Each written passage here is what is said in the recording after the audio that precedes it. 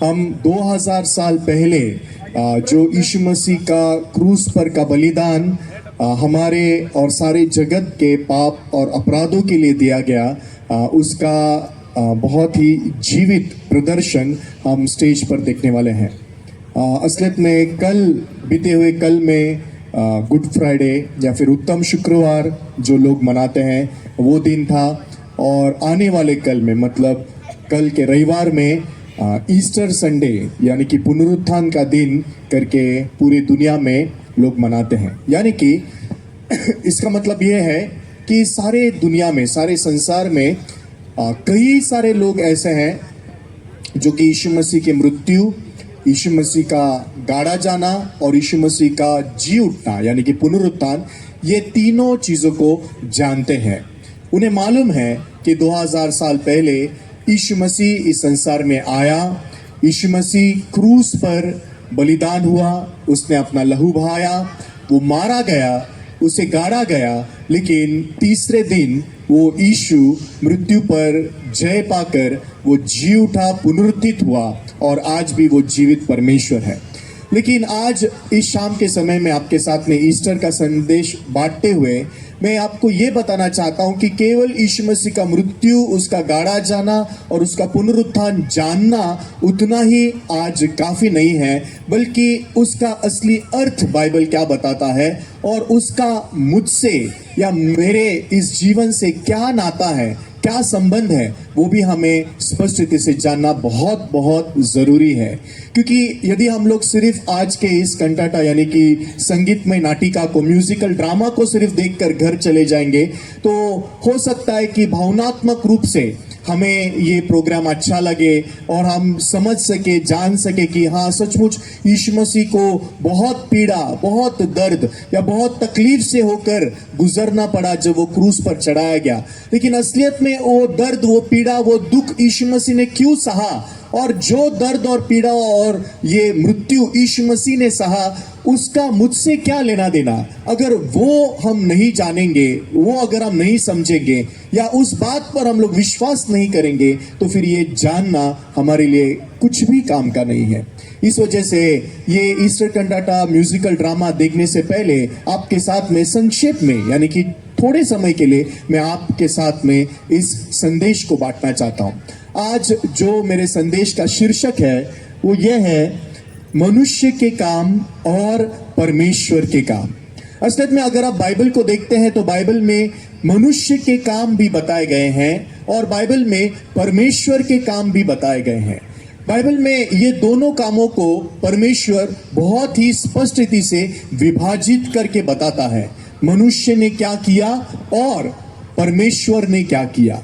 आज हम लोग केवल एक ही चीज को जानेंगे, मनुष्य ने क्या किया, और अगर हम ये नहीं जानेंगे कि परमेश्वर ने क्या किया तो फिर हमारा जानना भी अधूरा हो जाता है। इसलिए आज एक कहानी के द्वारा मैं आपके साथ में इस संदेश का शुरुआत करना चाहूँगा, जो कि बाइबल में मरकुस के 16 अध्याय में लिखा गया कहानी है। ये कहानी 3 स्त्रियों के बारे में है, जिन स्त्रियों का नाम था मगदलिया मरिया, याकूब की माता मरिया और सलोमे। ये 3 स्त्रियां यीशु मसीह से बहुत प्रेम और बहुत ही आदर और सम्मान करने वाली स्त्रियां थी। असलियत में जब यीशु मसीह को पकड़वाया गया और उसको क्रूस पर चढ़ाया गया, उस समय में यीशु के चेले, यीशु के शिष्य भी यीशु को छोड़कर वो लोग भाग गए। लेकिन ये 3 स्त्रियां यीशु के साथ में निरंतर रही। जब यीशु क्रूस पर चढ़ा ये स्त्रियां वहां पर थी, जब यीशु क्रूस पर मारा गया और उसको कब्र में रखा गया तभी भी ये 3 स्त्रियां वहां पर मौजूद थी। यानी कि इन 3 स्त्रियों ने अंत तक यीशु मसीह का साथ दिया। इतना ज्यादा वो यीशु मसीह से प्यार करने वाली और आदर और सम्मान करने वाली स्त्रियां थी। सिर्फ उतना ही नहीं, यीशु मसीह के मृत्यु के तीसरे दिन ये 3 स्त्रियां भोर को उठी, भोर को जल्दी सुबह उठी और उन्होंने बहुत ही महंगे और बहुमूल्य सुगंधित द्रव्य अपने हाथों में लेकर वो लोग यीशु से मिलने के लिए यीशु की कब्र की ओर जाने लगी। असलियत में अगर आप बाइबल में देखते हैं तो इस कहानी में एक बहुत ही अजीब बात बताई गई है। यह अजीब बात क्या है? ये 3 स्त्रियां यीशु मसीह के मृत्यु के तीसरे दिन, जो दिन हम आने वाले कल में ईस्टर का दिन यानी कि पुनरुत्थान का दिन हम मनाने वाले हैं, असलियत में ये पुनरुत्थान का दिन ना ही दुख मनाने का दिन है, शोक मनाने का दिन है, ना ही निराश होने का दिन है। असलियत में पुनरुत्थान का दिन, ईस्टर संडे, ये सचमुच में एक आनंद मनाने का दिन, परमेश्वर की प्रतिज्ञा को पूरा होते हुए देखने का दिन, आशा से भरा हुआ दिन और खुशी और आनंद सारे संसार को देने वाला इस प्रकार का दिन है। लेकिन जब हम इन तीन स्त्रियों को देखते हैं, ये तीन स्त्रियां यीशु मसीह के मृत्यु के तीसरे दिन में भोर को उठकर वो लोग अपने हाथ में सुगंधित द्रव्य लेकर वो लोग यीशु से मिलने के लिए कब्र की ओर जाने लगी। जब वो लोग यीशु से मिलने के लिए जा रहे हैं प्रियो, लेकिन अगर आप उनके चेहरों को देखोगे तो उनके चेहरों पर बिल्कुल भी खुशी या आनंद नहीं दिखाई देता। क्या हम उनके चेहरे खुश और आनंदित दिखाई दे रहे हैं आपको? थोड़ा सा भी खुशी दिख रहा है क्या? नहीं है। वो लोग बिल्कुल भी खुश और आनंदित नहीं है। उल्टा उनका मन चिंता से भरा हुआ है, दुख से भरा हुआ है, पीड़ा से भरा हुआ है, निराशा से भरा हुआ है। और सिर्फ उतना ही नहीं, वो लोग अपने हाथ में ये सुगंधित द्रव्य लेकर, जो कि बहुत बहुमूल्य, बहुत ही महंगे मिलते हैं, वो लोग कब्र की ओर यीशु से मिलने के लिए जा रही थी। प्रियो, यीशु मसीह मरने से पहले उसने कई बार अपने मृत्यु के बारे में भविष्यवाणी की थी।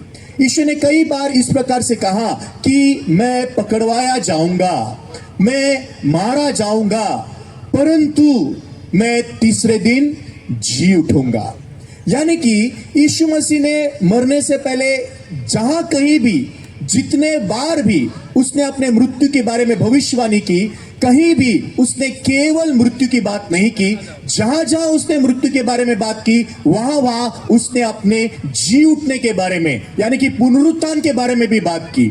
यानी कि यीशु ने हर जगह पर कहा मैं मरूंगा, लेकिन सिर्फ इतना नहीं कहा कि मैं मरूंगा, मैं मरूंगा, मैं मरूंगा। हर जगह पर उसने कहा मैं मरूंगा, लेकिन तीसरे दिन मैं जी उठूंगा, तीसरे दिन मैं जी उठूंगा।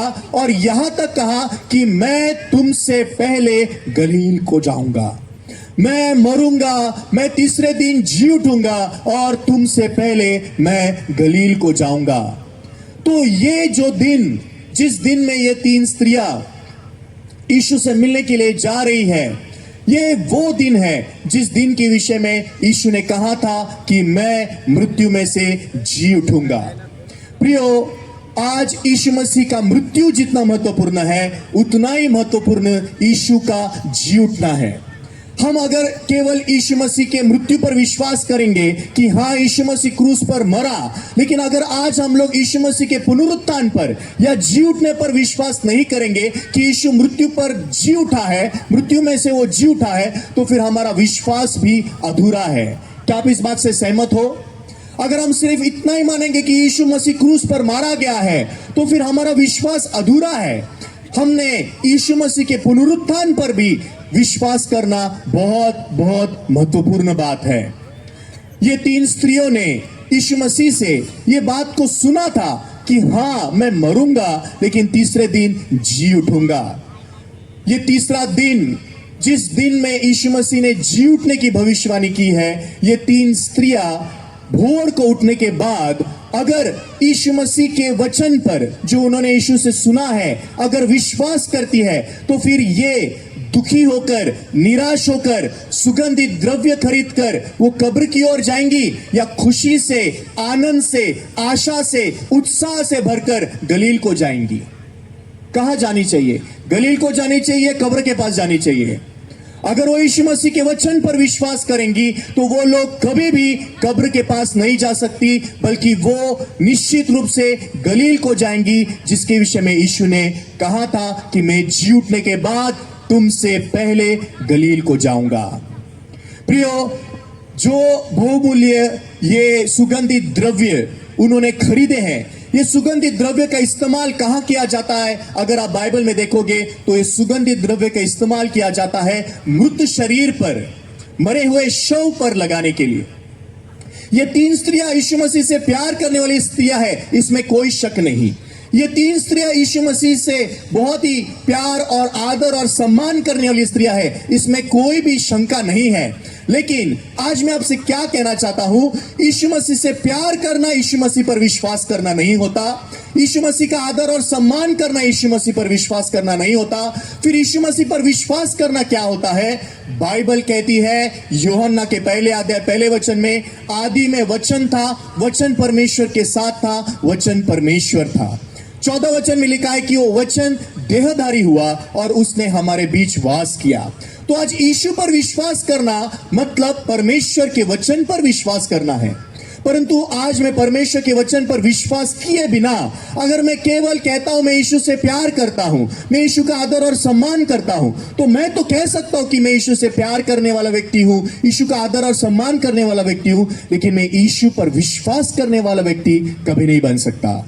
यीशु पर विश्वास करने वाला व्यक्ति मैं तभी बन सकता हूं जब मैं यीशु ने कहे हुए वचन पर विश्वास करता हूं। लेकिन प्रियो, आज यीशु का वचन का सत्य, परमेश्वर के वचन का सत्य और मनुष्य की आंखों से दिखने वाली परिस्थिति और उस परिस्थिति को देखकर आने वाले सोच विचार, ये मनुष्य को वचन की सत्य से ज्यादा सच, ज्यादा सही, ज्यादा योग्य दिखाई देते हैं।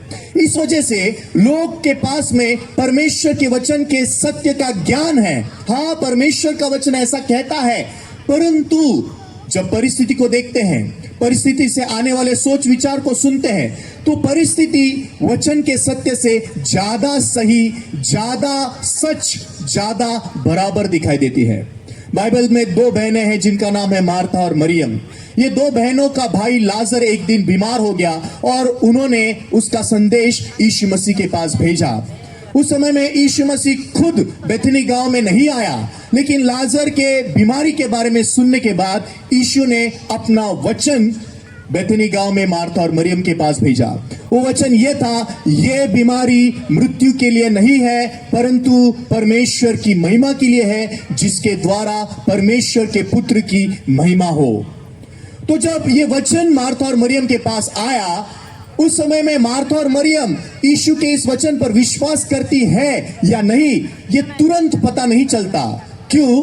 क्योंकि सामान्य समय में जब दिखने वाली परिस्थिति और परमेश्वर का वचन, इसमें ज्यादा अंतर, इसमें ज्यादा फर्क नहीं है, तो हम सचमुच परमेश्वर पर विश्वास करते हैं या नहीं, ये समझ में नहीं आता। सिर्फ बाहरी स्वरूप को अगर हम लोग देखते हैं कि हाँ, मैं तो परमेश्वर से प्यार करता हूं, मैं तो मेरे समस्याओं के लिए परमेश्वर से प्रार्थना करता हूं, मैं तो परमेश्वर का आदर और सम्मान करने वाला व्यक्ति हूं, तो फिर सचमुच हम परमेश्वर पर विश्वास करते हैं कि नहीं, ये समझ में नहीं आता। लेकिन समझ में तब आता है जब परीक्षा का समय आता है। जब परीक्षा का समय आता है, मार्था और मरियम के जीवन में भी वो पल, वो क्षण आया जब उनके विश्वास की परीक्षा हुई। वो परीक्षा तब हुई जब परिस्थिति में लाजर मर गया। लाजर मर गया प्रियो। यीशु ने कहा था उसके वचन में, यह बीमारी मृत्यु के लिए नहीं है, परमेश्वर की महिमा के लिए है। लेकिन हम देखते हैं कि परिस्थिति में लाजर मर चुका है। इस समय में जब लाजर मर गया, उस समय मार्था और मरियम के सामने 2 चीजें थी। एक, यीशु से सुना हुआ वचन जो कहता है यह बीमारी मृत्यु के लिए नहीं है, परमेश्वर की महिमा के लिए है, और दूसरा है उनकी आंखों से दिखने वाली परिस्थिति का सच जो कहता है लाजर मर चुका है, उसकी सांसें बंद हो गई है, उसके दिल का धड़कन भी बंद हो गया है, उसका शरीर ठंडा पड़ गया है, वो मर चुका है। परिस्थिति कहती है कि वो मर चुका है, लेकिन परमेश्वर का वचन कहता है यह बीमारी मृत्यु के लिए नहीं है, परमेश्वर की महिमा के लिए है। प्रियो, जब परिस्थिति और वचन इसमें अंतर नहीं है, मैं परिस्थिति पर विश्वास करने वाला व्यक्ति हूं या परमेश्वर के वचन पर विश्वास करने वाला व्यक्ति हूं, हम समझ नहीं सकते। लेकिन जब परीक्षा का समय आता है, जब दिखने वाली परिस्थिति और परमेश्वर का वचन पूरा उल्टा है, पूरा विपरीत है, जब ये दोनों में से हम केवल एक चीज को चुन सकते हैं, तभी पता चलता है कि एक व्यक्ति खुद पर विश्वास और भरोसा कर रहा है या फिर वो परमेश्वर पर भरोसा करता है। यीशु मसीह ने लूका के 9 अध्याय में कहा, जो कोई मेरे पीछे आना चाहता है वो खुद का इनकार करे, अपना क्रूस उठाकर प्रतिदिन मेरे पीछे हो ले। यीशु ने कहा जो कोई मेरे पीछे आना चाहता है खुद का इनकार करे। वो खुद का इनकार करना क्या है प्रियो? वो खुद का इनकार करना यानी कि मेरे सोच विचार, मेरे भावनाएं, मुझे क्या दिखता है, मुझे क्या लगता है, वो चीजों का इनकार करना और केवल परमेश्वर के वचन के सत्य पर विश्वास करना। मार्था और मरियम के पास में चुनाव था। क्या चुनाव था? एक तो वो दिखने वाली परिस्थिति जो कहती है लाजर मर चुका है, उसको इनकार कर देंगे। उसको इनकार करके यीशु ने कहा है ना, ये बीमारी मृत्यु के लिए नहीं परमेश्वर की महिमा के लिए है, हम लोग यीशु के वचन पर विश्वास करेंगे। ये चुनाव था।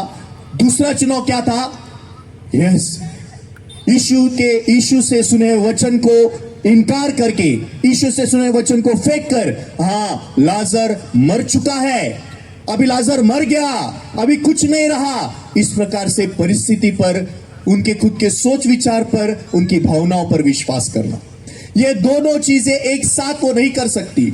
मनुष्य एक साथ खुद पर, खुद के सोच पर विश्वास करना और उसी समय में परमेश्वर के वचन के सत्य पर भी विश्वास करना साथ में कभी भी नहीं होता। विशेष रूप से तब जब परीक्षा का समय आता है, जब ऐसा समय आता है जब मैं विश्वासी हूं या अविश्वासी हूं, ये प्रकट हो जाता है।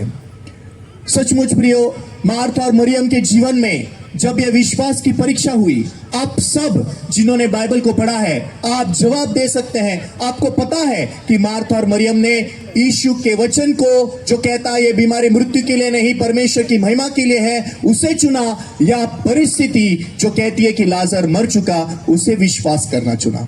निश्चित रूप से मार्था और मरियम ने परिस्थिति को विश्वास करना चुना और लाजर को लेकर उन्होंने कब्र में रख दिया। 4 दिन बाद जब यीशु बेथनी गांव में पहुंचा, यीशु बेथनी गांव में इसलिए आया था क्योंकि उसके वचन को वो पूरा करना चाहता है। यीशु के वचन का सत्य वो लोगों को बताना चाहता था कि जो उसने कहा है वो वचन झूठा नहीं है, वो वचन सत्य है। ये लाजर की बीमारी मृत्यु के लिए नहीं थी, ये परमेश्वर की महिमा के लिए थी। इस मृत्यु के द्वारा, इस बीमारी के द्वारा परमेश्वर अपने पुत्र की महिमा करना चाहता था। तो यीशु मसीह बेथनी गांव में परमेश्वर की महिमा दिखाने के लिए आया है। लेकिन उस समय में मार्था और मरियम यीशु से मिलकर कहते हैं, हे प्रभु, यदि तू यहां होता तो हमारा भाई नहीं मरता। यदि तू यहां होता तो हमारा भाई नहीं मरता।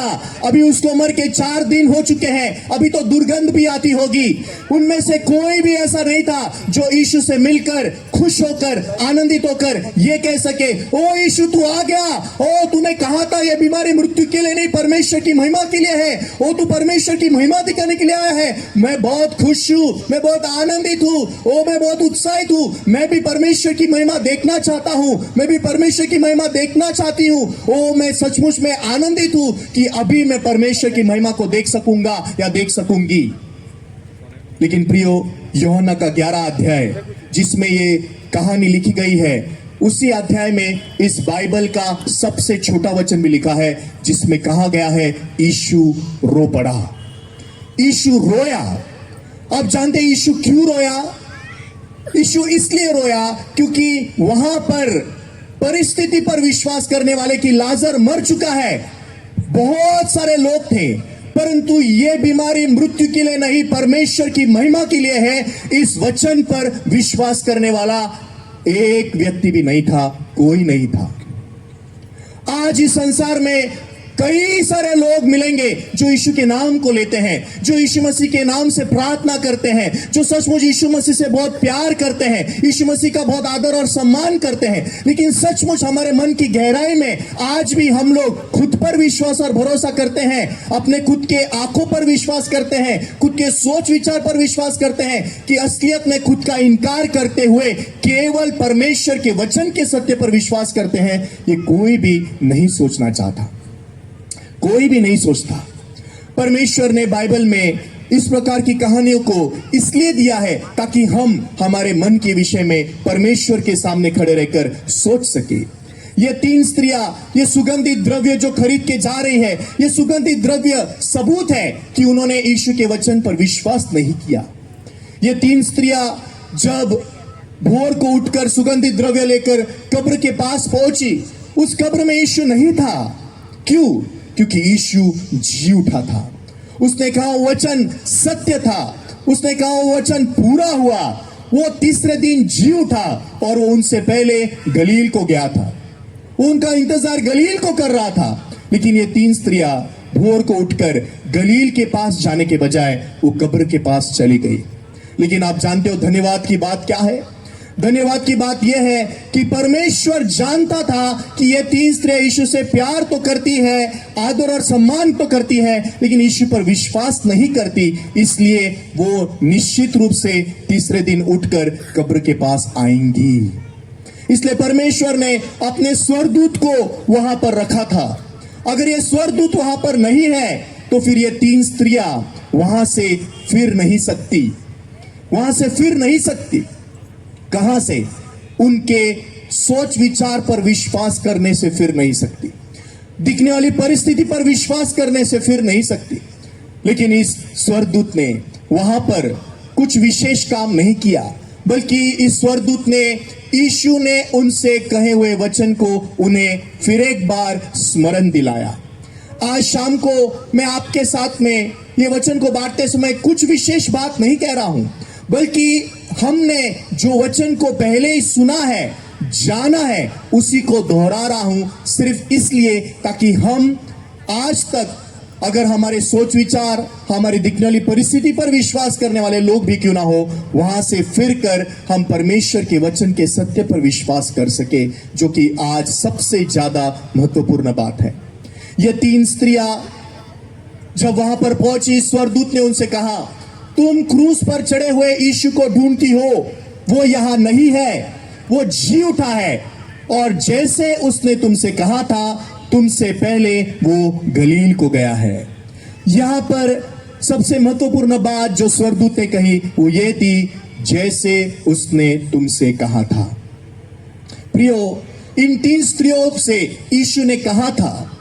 आज परमेश्वर ने हमें उसका वचन बताया है, हम परमेश्वर के वचन को जानते हैं, परमेश्वर का वचन का सत्य हमें मालूम है, लेकिन समस्या क्या है?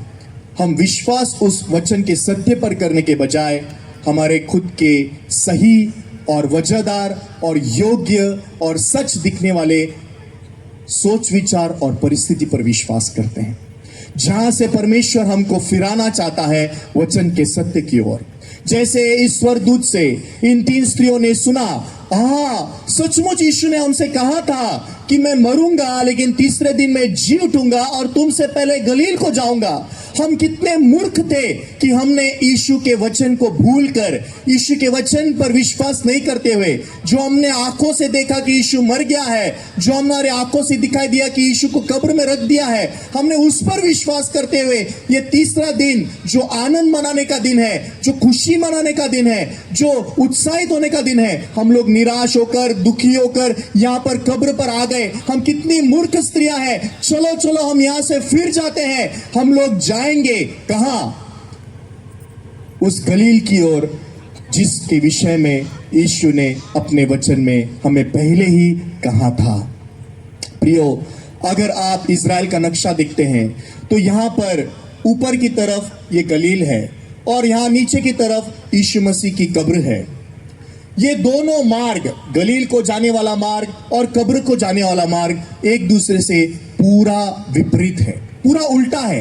ये दोनों चीजें एक ही मार्ग में नहीं है प्रियो। इसका मतलब क्या है?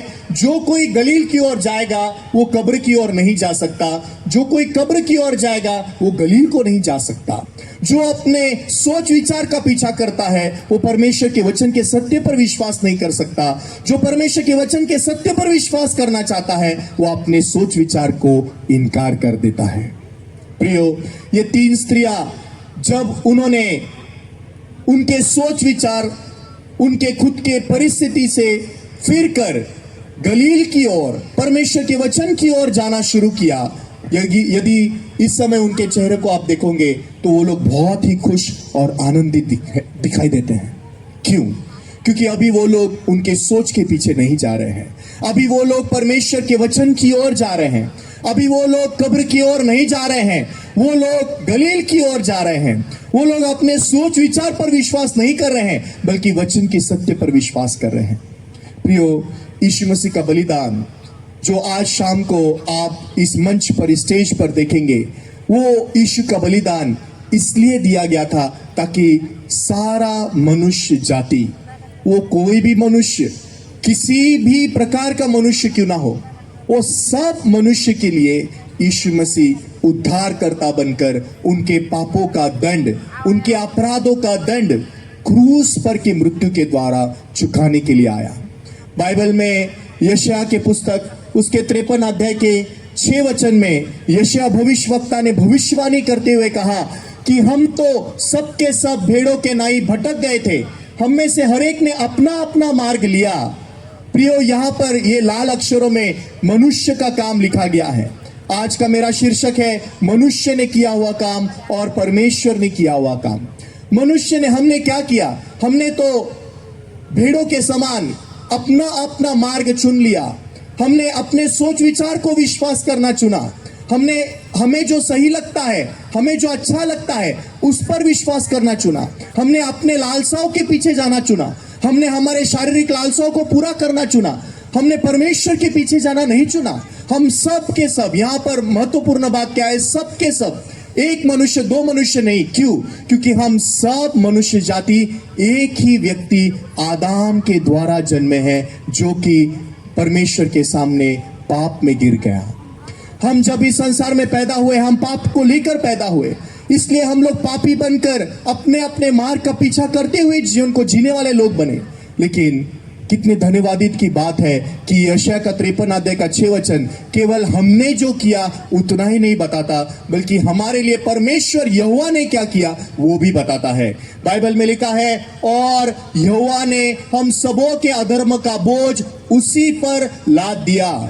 प्रियो, यशायाह भविष्यवक्ता यीशु मसीह संसार में आने से 700 वर्ष पहले इस संसार में था। यीशु मसीह आने के 700 साल पहले ही यशायाह भविष्यवक्ता इस प्रकार से भविष्यवाणी करके कहता है कि और यहोवा ने हम सबों के अधर्म का बोझ उसी पर लाद दिया। यहां पर यशायाह इस बात को तो जान रहा है कि हमारे अधर्म का बोझ परमेश्वर ने हमसे लेकर किसी पर तो लादा है, लेकिन वो कौन है उसके बारे में, उसका नाम क्या है, वो कौन है, ये कुछ भी यशायाह नहीं जानता था। इसलिए वो केवल इतना ही कह सकता है, यहोवा ने हम सबों के अधर्म का बोझ उसी पर लाद दिया। ये उसी पर लाद दिया, ये कौन है? आज आप और मैं जानते हैं कि ये जिसके बारे में यशायाह बात कर रहा है, ये उसी के बारे में, ये और कोई नहीं बल्कि यीशु मसीह है। बाइबल कहता है, हमने तो सब लोगों ने पाप किया, हम सब भेड़ों के समान भटक गए, हम सब ने अपना अपना मार्ग लिया, परंतु परमेश्वर यहोवा ने हम सबों के अधर्म का बोझ यीशु मसीह पर लाद दिया, उसी पर लाद दिया। ये लाद दिया ऐसा क्यों कहा है आप जानते हो? क्योंकि पुराने नियम में जब परमेश्वर ने मनुष्य जाति को पाप से मुक्ति का मार्ग सिखाना चाहा, उस समय बाइबल के तीसरे पुस्तक जिसका नाम लेव व्यवस्था है, उत्पत्ति, निर्गम, उसके बाद लेव व्यवस्था की पुस्तक आती है, वहां पर परमेश्वर ने पहली बार मनुष्य को पाप बलि के द्वारा पाप से उद्धार, पाप से मुक्ति पाने का मार्ग दिया। और उस मार्ग में दो चीजें महत्वपूर्ण थी, एक पाप की मजदूरी मृत्यु, और दूसरा लहू बहाए बिना पाप क्षमा नहीं होता। बाइबल में रोमियो के 6 अध्याय के 23 वचन में लिखा है, पाप की मजदूरी मृत्यु है। इब्रानियों के 9 अध्याय के 22 वचन में लिखा है, लहू बहाए बिना पापों की क्षमा नहीं होती। इसलिए परमेश्वर ने पुराने नियम में भेड़ों के और मेमनों के बलिदान के द्वारा परमेश्वर ने मनुष्य को पाप से मुक्ति का मार्ग सिखाना चाहा। ये क्यों सिखाना चाहा? क्योंकि परमेश्वर यीशु मसीह को इस संसार में भेजने से पहले मनुष्य को इस बात को सिखाना चाहता था कि मनुष्य पाप तो कर सकता है, लेकिन पाप से मुक्ति पाने के लिए मनुष्य के पास कोई मार्ग नहीं है। वो मार्ग केवल मनुष्य के पापों के लिए जब एक निर्दोष मेमना बलिदान होगा, उसी के बलिदान से, उसी के लहू बहाने से है। प्रियो, अगर हम एक वीडियो को देखेंगे पुराने नियम में किस प्रकार से पाप क्षमा की विधि की जाती थी, तो उसके द्वारा आप समझ पाओगे। बाइबल के पुराने नियम के लेवी व्यवस्था में यदि कोई साधारण मनुष्य यहोवा के विरोध में पाप करता था और वह उसका पाप उस पर प्रकट हो जाता था, तो उसके पाप के विषय में वह एक निर्दोष बकरी मिलाप तंबू में लाता था। वह पाप बलि के लिए लाई हुई निर्दोष बकरी निर्दोष है या नहीं, यह जांचने के बाद वह पाप किया हुआ व्यक्ति उस निर्दोष बकरी के ऊपर अपने हाथ रखता था। पाप बलि पशु पर हाथ रखते ही उस व्यक्ति का सारा पाप उस निर्दोष बकरी के ऊपर चला जाता था और उस बकरी की निर्दोषता उस व्यक्ति पर चली जाती थी। उसके बाद वह याजक उस पाप बलि पशु को वेदी के सामने बलिदान करता था और उसका लहू वेदी के सींगों पर लगाता था। उस वेदी के सींगों पर वह लहू इसलिए लगाया जाता था क्योंकि बाइबल में यिर्मयाह के 17 अध्याय के 1 वचन में लिखा है, यहूदा का पाप लोहे की टाँकी और हीरे की नोक से लिखा हुआ है, वह उनकी हृदय रूपी पट्टियां और उनकी वेदियों के सींगों पर भी खुदा हुआ है। इस तरह से वह पाप बलि पशु वेदी पर अर्पण किया जाता था और वह पाप किया हुआ व्यक्ति पापों से निर्दोष होकर मिलाप तंबू से बाहर निकल जाता था। तो जो ये विधि आपने देखी, ये विधि बाइबल के अनुसार लेवी व्यवस्था के 4 अध्याय में बताई गई है कि कैसे एक मनुष्य का पाप उस निर्दोष बकरी पर लादा जाता था, उसके सिर पर हाथ रखने के द्वारा, ताकि वो पाप जो उस मनुष्य ने किया है, वो पाप की मजदूरी मृत्यु वो खुद नहीं चुकाकर, वो पाप जब उस निर्दोष बकरी पर लादा जाएगा तो उस बकरी के बलिदान के द्वारा, उसके लहू बहाने के द्वारा इस मनुष्य के पाप से उसे मुक्ति दी जा सके। प्रियो, बाइबल हमें ये स्पष्ट रूप से बताती है कि यीशु मसीह का जन्म जब 2000 साल पहले इस संसार में हुआ तो उसका जन्म मनुष्य के बीज से नहीं हुआ बल्कि पवित्र आत्मा के द्वारा हुआ। इस वजह से जब यीशु इस संसार में जन्मा, वो निर्दोष, निष्कलंक, पवित्र परमेश्वर का मेमना बनकर जन्मा। यीशु मसीह का उद्देश्य इस संसार में आने का रोगियों को चंगा करने के लिए नहीं था, गरीबों को अमीर करने के लिए नहीं था, और दुखित पीड़ित लोगों को बहुत ही अच्छा संदेश देने के लिए, शांति देने के लिए, सिर्फ इतना करने के लिए नहीं था। ये सही है कि यीशु ने रोगियों का रोग ठीक किया, ये सही है कि यीशु ने बहुत लोगों को अच्छा मार्ग, शांति का मार्ग सिखाया, लेकिन यीशु मसीह इस संसार में आने का उद्देश्य बहुत बहुत स्पष्ट था, और वो उद्देश्य ये था कि वो पुत्र जनेगी, उसका नाम तू यीशु रखना, क्योंकि वही अपने लोगों को उनके पापों से उद्धार देगा। यीशु इस नाम का अर्थ ही है उद्धार करता। यीशु इस संसार में आया ही मनुष्य जाति को उनके पापों से उद्धार देने के लिए, और वो उद्धार वो तब तक नहीं दे सकता था जब तक मनुष्य का पाप, जगत का पाप, वो परमेश्वर का मेमना बनकर खुद के ऊपर न उठा ले। इसलिए बाइबल में यदि हम लोग देखते हैं तो जब यीशु मसीह का जन्म होकर वो 30 साल का हो गया, उसके बाद एक घटना मत्ती के 3 अध्याय में लिखी गई है, जहां पर यूहन्ना बपतिस्मा दाता नाम का एक व्यक्ति यरदान नदी में लोगों को बपतिस्मा देता था। उस समय में बहुत सारे लोग आकर यूहन्ना बपतिस्मा दाता से बपतिस्मा ले रहे थे, लेकिन आश्चर्य करने की बात यह है कि इसी यूहन्ना बपतिस्मा दाता के बारे में मत्ती के 11 अध्याय के 11 वचन में लिखा गया है कि स्त्रियों से जन्मे हुओं में से यूहन्ना बपतिस्मा दाता से श्रेष्ठ कोई नहीं हुआ, परंतु स्वर्ग के राज्य में जो छोटे से छोटा है वो उससे बड़ा है। बाइबल में परमेश्वर ने यूहन्ना बपतिस्मा दाता को स्त्रियों में से जो जन्मे हैं उनमें से सबसे श्रेष्ठ क्यों बनाया? ये मत्ती का 11 अध्याय का 11 वचन यूहन्ना बपतिस्मा दाता के बारे में इस प्रकार की बात क्यों कहता है? क्योंकि हम सब मनुष्य जाति, सारे जगत के लोग केवल स्त्री के द्वारा जन्मे हैं। हम सब स्त्री के द्वारा जन्मे हैं, और हम सब जो स्त्री के द्वारा जन्मे हैं उनमें से परमेश्वर ने यूहन्ना बपतिस्मा दाता को श्रेष्ठ बनाया, क्योंकि परमेश्वर को जगत का पाप परमेश्वर के मेमने पर लादने के लिए एक व्यक्ति चाहिए था जो जगत का और सारे मनुष्य जाति का प्रतिनिधि बन सके, क्योंकि बाइबल में यीशु मसीह को छोड़ और कोई उद्धारकर्ता नहीं दिया गया है। इसलिए यीशु के पहले के लोग, यीशु के बाद के लोग और यहाँ तक कि इस संसार के अंत तक जितने भी मनुष्य पैदा हुए हैं, हो रहे हैं, आगे भी होंगे, सबके लिए परमेश्वर ने केवल एक उद्धारकर्ता दिया और वो था प्रभु यीशु मसीह। इसलिए जब प्रभु यीशु मसीह क्रूस पर मरेगा, उस समय में यीशु ने केवल आए हुए लोगों का, जो उसके पहले के लोग थे, उन्हीं के पाप को लेकर अगर वो मरता है तो हम सब के सब नरक में जाएंगे जो उसके बाद पैदा हुए हैं। इसलिए परमेश्वर को एक ऐसी योजना बनानी थी जिस योजना के द्वारा मनुष्य जाति का पाप एक ही बलिदान के द्वारा सर्वदा के लिए मिटाया जा सके। इसलिए परमेश्वर ने मनुष्य की उद्धार की योजना बनाई और परमेश्वर ने ही उस उद्धार की योजना को पूरा भी किया। यहाँ पर बाइबल में जब यूहन्ना बपतिस्मा दाता सब लोगों को बपतिस्मा दे रहा था यरदन नदी में, उस समय में इस यूहन्ना बपतिस्मा दाता के पास में जो जगत का प्रतिनिधि है, यहाँ पर आप देख सकते हो उसके पास में जगत का पाप है। इस जगत के पाप में हम सारे मनुष्य जाति का पाप है जो स्त्रियों से जन्मे हैं।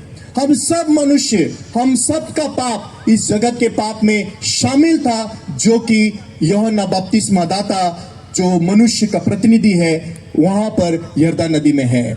और उससे मिलने के लिए वहां पर परमेश्वर का मेमना यीशु मसीह आया। जब यीशु मसीह यूहन्ना बपतिस्मा दाता से मिलने के लिए आया, उस समय में अगर हम बाइबल में देखते हैं, यीशु मसीह आकर यूहन्ना बपतिस्मा दाता से कहता है, मुझे बपतिस्मा दे। यहाँ पर जैसे पुराने नियम के ले व्यवस्था में हमने देखा, एक निर्दोष मेमना वहां पर लाया जाता था जिसके पास में पवित्रता है, शुद्धता है, जिसके पास में कोई भी दोष नहीं है, वो निर्दोष है। यहाँ पर यीशु मसीह के पास में सभी धार्मिकता है, क्योंकि यीशु मसीह का जन्म पाप में नहीं हुआ है, आदम के बीज से नहीं हुआ है, बल्कि परमेश्वर के द्वारा, पवित्र आत्मा के द्वारा हुआ है। इसलिए उसके पास में सभी धार्मिकता है, लेकिन मनुष्य के प्रतिनिधि के पास जगत का पाप है। अभी यीशु मसीह आकर यूहन्ना बपतिस्मा दाता को कहता है, मुझे बपतिस्मा दे। अगर हम लोग देखते हैं तो यीशु में और यूहन्ना बपतिस्मा दाता में श्रेष्ठ यीशु है।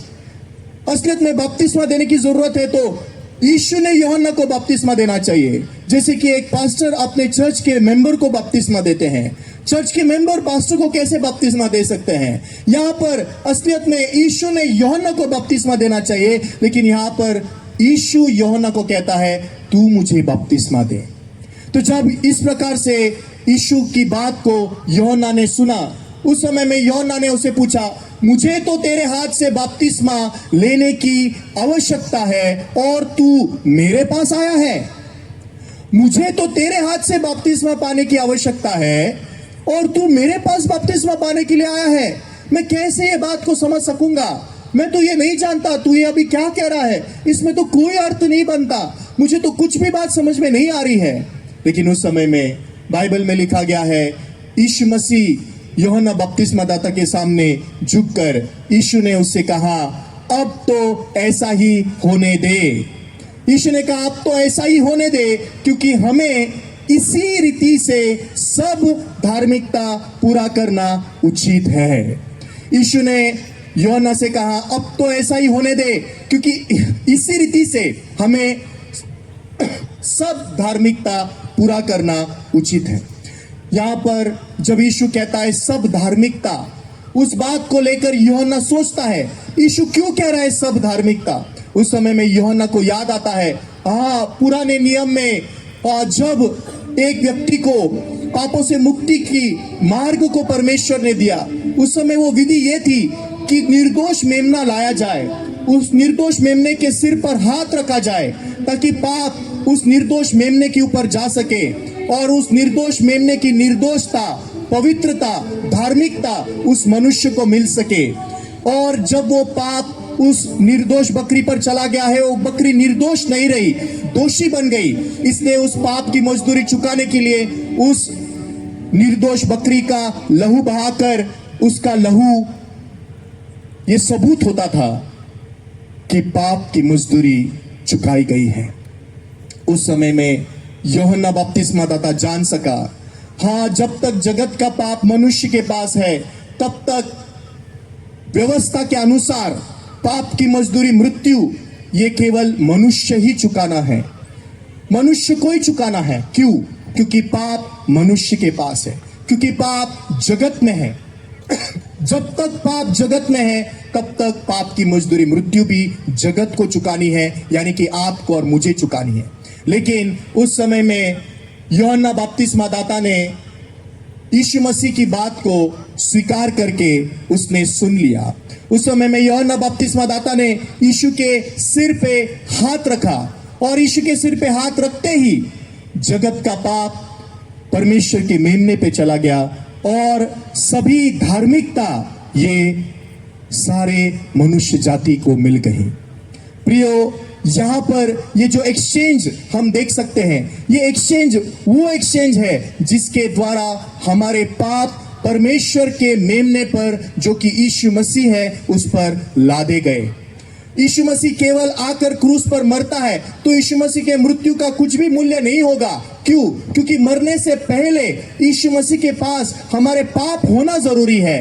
क्योंकि बिना पाप लिए हुए अगर एक निर्दोष बकरी को लेके आकर उसको मारते हैं तो फिर वो बकरी निर्दोष है और उसका मृत्यु कुछ भी काम का नहीं है। लेकिन उस बकरी को तब मारा जाता था जब पाप उसके ऊपर लादे गए हैं। यीशु मसीह के ऊपर जब तक पाप लादे ही नहीं गए हैं तब तक कैसे हो सकता है कि यीशु उस जगत के पाप का दंड चुका सके। लेकिन यहाँ पर जैसे हम देख सकते हैं, ये जगत का पाप यीशु मसीह पर लादा गया, इसलिए पाप की मजदूरी मृत्यु जो मनुष्य को भरनी थी अभी वही यीशु मसीह को देनी है।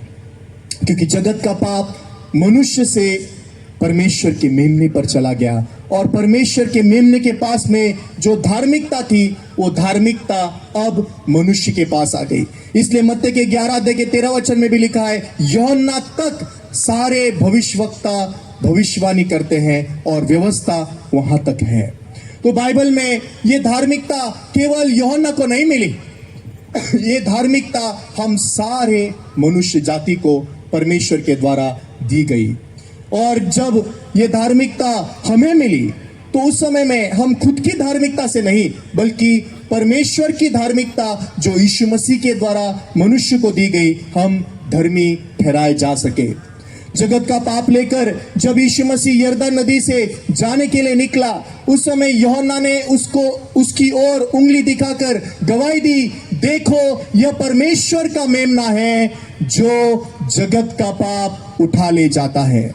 प्रियो, यहाँ पर यूहन्ना ये गवाही देकर कह रहा है, देखो ये परमेश्वर का मेमना है जो जगत का पाप उठा ले जाता है। प्रियो, यहाँ पर जगत का पाप आपको दिखाई दे रहा है क्योंकि यहाँ पर काले रंग में दिखाया गया है। लेकिन जब यीशु जा रहा था उसके पीठ पर कुछ भी नहीं है, उसकी पीठ खाली थी। लेकिन यूहन्ना तो चिल्ला कर कह रहे हैं, देखो परमेश्वर का मेमना जो जगत का पाप उठा ले जाता है।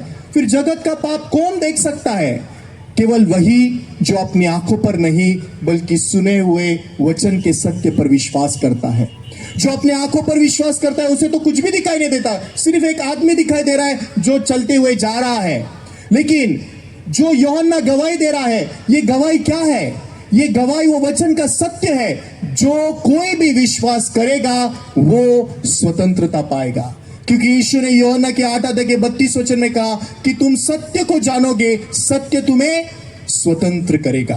प्रियो, यहाँ पर हालांकि यीशु के पीठ पर कोई पाप दिखाई नहीं दे रहा है, लेकिन अगर आप विश्वास की आंखों से देखेंगे तो निश्चित रूप से आपको वो जगत का पाप उसके पीठ पर दिखाई देगा, जो कि अब आपके पास नहीं रहा बल्कि वो पाप यीशु मसीह ने, जो परमेश्वर का मेमना है, उसने उठा लिया। हम इस संसार में जन्म होने से पहले ही, हम इस संसार में पैदा होकर जीने से पहले ही जगत का पाप परमेश्वर के मेमने ने उठा लिया था। जब ये जगत का पाप परमेश्वर के मेमने ने उठा लिया, वो जगत का पाप लेकर परमेश्वर का मेमना अब कहां जा रहा है? यस, उस क्रूस पर जा रहा है जिस क्रूस पर उसे ये जगत के पाप का दंड जो कि मृत्यु है वो चुकाना पड़ेगा। इस जगत के पापों के क्षमा के लिए उसको लहू बहाना पड़ेगा। इसलिए यीशु मसीह ये जगत के पाप को उठाकर जब वो जा रहा है, सचमुच वो जगत का पाप खत्म करने के लिए, वो जगत का पाप पूरी तरह से समाप्त करने के लिए वो क्रूस के ऊपर जा रहा था। यीशु मसीह जो आज शाम को भी आप कंटटा के द्वारा क्रूस पर चढ़ते हुए देखोगे, आपको जानना है, हाँ, उस बलिदान के द्वारा, यीशु का क्रूस पर चढ़ने के द्वारा मेरे पाप और अपराधों का दंड पूरी तरह से चुका दिया गया है। यीशु जब क्रूस पर मर रहा था, यीशु के हाथ कीलों से ठोके गए, यीशु का पैर कीलों से ठोके गए, उसके सर पर कांटों का मुकुट लगाया गया, उसके बाजू में भी भाला घुसाया गया। यीशु ने अपने शरीर का हर एक खून का कतरा बहाया। यीशु मसीह ने क्रूस पर बलिदान होकर हमारे पापों का दंड चुकाते हुए आखिर में, अंत में इस प्रकार से जोर से पुकार कर कहा, पूरा हुआ। इंग्लिश में कहा गया है इट इज फिनिश्ड, ओडिया में कहा गया है समाप्त हैला। ये क्या पूरा हुआ, क्या समाप्त हैला?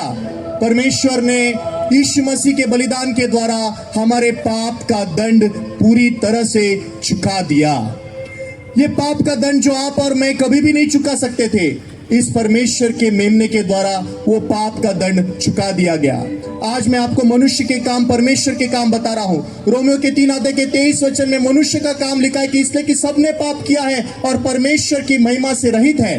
परंतु अगले ही वचन में, रोमियो के 3 अध्याय के 24 वचन में कहा गया है, परंतु उसके अनुग्रह से, उस छुटकारे के द्वारा जो मसीह यीशु में है, सेंत मेंत धर्मी ठहराए जाते हैं। हम जिन्होंने पाप किया, हमें सेंत मेंत धर्मी ठहराया गया। और आगे इब्रानियों के 10 अध्याय के 10 वचन में कहा गया है, उसी इच्छा से हम यीशु मसीह की देह के एक ही बार बलिदान चढ़ाए जाने के द्वारा पवित्र किए गए हैं। परमेश्वर का वचन का सत्य आगे ये भी कहता है, क्योंकि उसने एक ही चढ़ावे के द्वारा उन्हें जो पवित्र किए जाते हैं सर्वदा के लिए सिद्ध कर दिया है। परमेश्वर का वचन इब्रानियों के 10 अध्याय के 17 और 18 वचन में भी कहता है, फिर वह यह कहता है, मैं उनके पापों को और उनके अधर्म के कामों को फिर कभी स्मरण न करूंगा, और जब इनकी क्षमा हो गई है तो फिर पाप का बलिदान नहीं रहा। प्रियो, आज आपके सामने परमेश्वर के वचन का सत्य है और आपके सामने दिखने वाली परिस्थिति और परिस्थिति से आने वाला सोच विचार है। अगर आप आपके परिस्थिति पर विश्वास करना चुनते हो तो आप आज भी यही कहोगे, मैं तो पापी ही हूं। क्यों मैं पापी हूं? यीशु मसीह क्रूस पर बलिदान होने से पहले मैं पापी था। यीशु मसीह ने क्रूस पर बलिदान देकर अपना लहू बहाने के बाद भी मैं पापी ही रह गया। तो फिर यीशु का बलिदान क्यों दिया गया? यीशु के बलिदान के द्वारा क्या एक बुरा आदमी अच्छा आदमी बनता है? बिल्कुल नहीं प्रियो। बुरा आदमी को अच्छा आदमी बनने के लिए कोशिश करनी पड़ती है, निश्चय निर्णय करना पड़ता है, जिसके द्वारा एक बुरा आदमी अच्छा आदमी बनता है। लेकिन यीशु मसीह इस संसार में बुरे आदमी को अच्छा आदमी बनाने के लिए नहीं आया, बल्कि यीशु मसीह एक पापी को, जिसके पास में धर्मी और पवित्र बनने का कोई मार्ग नहीं है, जो केवल नरक की अग्नि में गिर सकता है, उसे उद्धार का मार्ग देकर, उसको अपने बलिदान को देकर, अपने लहू को देकर वो धर्मी ठहराना चाहता था, पवित्र करना चाहता था, ताकि संसार का कोई भी मनुष्य, वो कैसा भी क्यों ना हो, केवल यीशु मसीह के बलिदान पर, केवल यीशु मसीह ने उसके लिए जो लहू बहाया, उस लहू पर विश्वास करके, धर्मी ठहर के, पवित्र बन के, विश्वास के द्वारा स्वर्ग के राज्य में प्रवेश कर सके। आज इस संसार में बहुत सारा शिक्षण है, जिसके द्वारा लोग अपने कर्मों से, अपने कोशिशों से स्वर्ग के राज्य में जाने की कोशिश करते हैं। लेकिन मैं आपको आज ये सच्चाई बताना चाहता हूं कि मनुष्य में से एक भी ऐसा व्यक्ति नहीं है जो उसके कर्मों से स्वर्ग के राज्य को हासिल कर सके, क्योंकि मनुष्य हम सब आदम के द्वारा पाप में जन्मे हैं। इसलिए मनुष्य के लिए धर्मी ठहरने का एक ही रास्ता है, और वो है प्रभु यीशु मसीह के द्वारा धर्मी ठहरना, ना कि मेरे खुद के कर्मों से धर्मी ठहरना। आमीन। यहाँ पर परमेश्वर के वचन के सत्य को जो आज शाम को आपने देखा है, वो यीशु मसीह का मृत्यु, वो यीशु मसीह का बलिदान आपके मन में आज इस ईस्टर कंटाटा के द्वारा जब आप देखोगे, आपको ये विश्वास करने की जरूरत है कि हाँ, यीशु मसीह का ये क्रूस का बलिदान व्यर्थ नहीं था। यीशु मसीह का ये क्रूस का बलिदान, यीशु मसीह का ये क्रूस पर का लहू मेरे पापों को और मेरे पापों के दंड को चुकाने के लिए था। आखिर में यशायाह की पुस्तक में से जो 53 अध्याय को हमने पढ़ा था, उसके 6 अध्याय के आगे 11 वचन में इस प्रकार से कहा है, वो अपने प्राणों का दुख उठाकर उसे देखेगा और तृप्त होगा। अपने ज्ञान के द्वारा मेरा धर्मी दास बहुतेरों को धर्मी ठहराएगा और उनके अधर्म के कामों का बोझ आप उठा लेगा।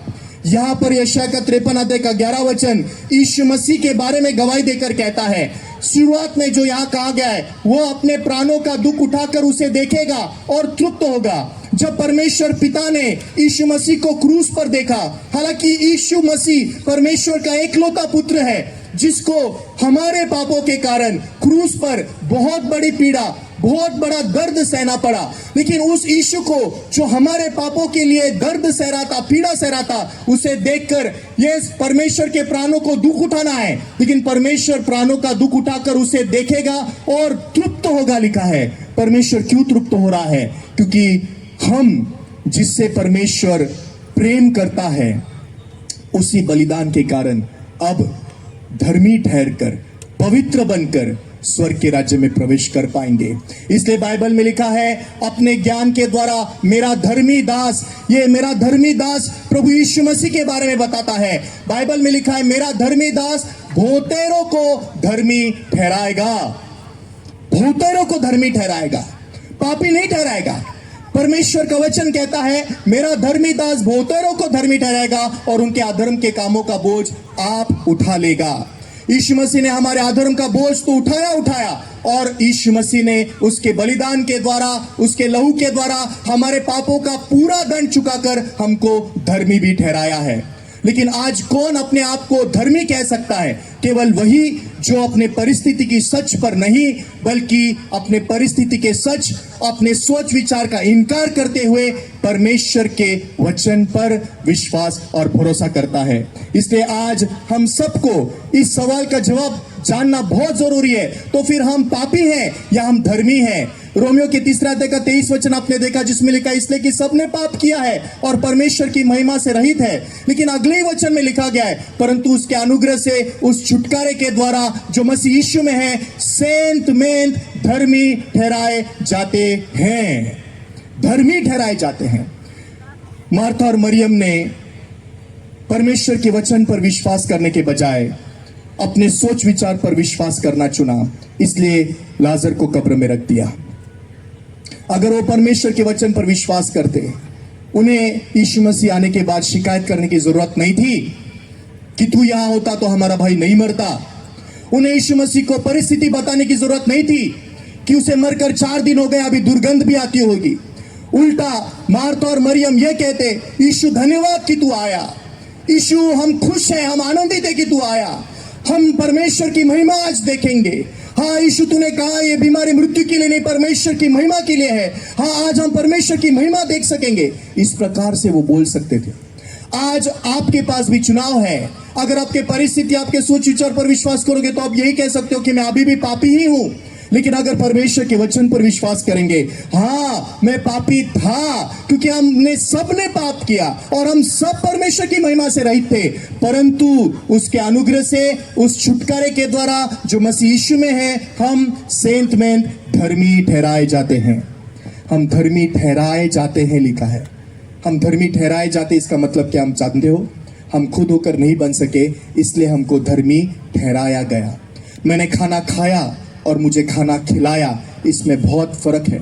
मैंने खाना खाया मतलब मेरे हाथ से मैं खाना खाने के लिए योग्य हूं और मैं खा सकता हूं, इसलिए मैंने खुद खाना खाया। मैं अकेला हूं जो खाने वाला हूं। लेकिन अगर मैं कहता हूं मुझे खाना खिलाया, इसका मतलब है मैं खुद होकर खाना नहीं खा पा रहा हूं, मैं खुद होकर खाना नहीं खा सकता हूं, इस वजह से कोई तो है जो मुझे खिला रहा है। हम खुद होकर धर्मी नहीं बन सके, इस वजह से बाइबल कहती है कि हमको धर्मी ठहराया गया। और हमको धर्मी कैसे ठहराया गया? यीशु मसीह के बलिदान के द्वारा, परमेश्वर के अनुग्रह से, उस छुटकारे के द्वारा जो मसीह यीशु में है। हमें सेंत मेंत यानी कि बिना मूल्य के, फ्री में, बिना किसी कीमत को चुकाए हुए सेंत मेंत धर्मी ठहराया गया। हम सेंत मेंत धर्मी ठहराए जाते हैं। इसलिए प्रभु परमेश्वर, जैसे उस स्वर्गदूत को उन 3 स्त्रियों के लिए परमेश्वर का वचन उनको स्मरण दिलाने के लिए रखा गया था, परमेश्वर ने आज ये समय आपके साथ में मुझे दिया ताकि मैं आपको परमेश्वर के वचन का सत्य बताकर, आपको आपके परिस्थिति से फिराकर परमेश्वर के वचन के सत्य की ओर भेज सकूं। अगर आप आज सचमुच में यहाँ से लौटते समय हाँ यीशु के बलिदान को देखकर, यीशु की पीड़ा को देखकर, हाँ ये पीड़ा ही तो है, ये बलिदान ही तो है जिसके द्वारा मैं पवित्र किया गया, ये बलिदान ही तो है, ये यीशु का लहू ही तो है जिसके द्वारा मैं धर्मी ठहराया गया। अगर इस विश्वास को लेकर आप घर लौटोगे तो फिर आप बहुत खुशी और आनंद के साथ घर लौट सकते हो, और खुशी और आनंद के साथ आप आपका पूरा जीवन बिता सकते हो, क्योंकि यीशु मसीह आपका व्यक्तिगत उद्धारकर्ता बनकर आपके मन में सदा सर्वदा के लिए रह सकता है। प्रियो, परमेश्वर के वचन का सत्य और मनुष्य के परिस्थिति से दिखने वाला सोच विचार ये पूरा अलग अलग है। ये दोनों एक साथ हम विश्वास नहीं कर सकते। इस संसार में 2 प्रकार के लोग हैं, एक जो आज भी परमेश्वर के वचन के सत्य को इनकार करके जो उनको सही लग रहा है, जो उनको सच लगता है, उसी पर विश्वास करते हैं। लेकिन दूसरे वो जो उनको कितना भी सच, कितना भी सही, कितना भी योग्य क्यों ना लगे, वो सारी चीजों को इनकार करते हुए परमेश्वर का वचन क्या कहता है केवल वही सुनते हैं, केवल वही विश्वास करते हैं, और वही लोग विश्वास के द्वारा परमेश्वर के सामने धर्मी ठहरकर परमेश्वर के स्वर्ग के राज्य के वारिस बनते हैं। मैं आशा करता हूं कि आज की शाम आप सबके लिए ये कंटाटा के द्वारा बहुत बहुत आशीषित शाम ठहरे। यहीं तक मैं अपना संदेश दूंगा। बहुत बहुत धन्यवाद। Thank you very much.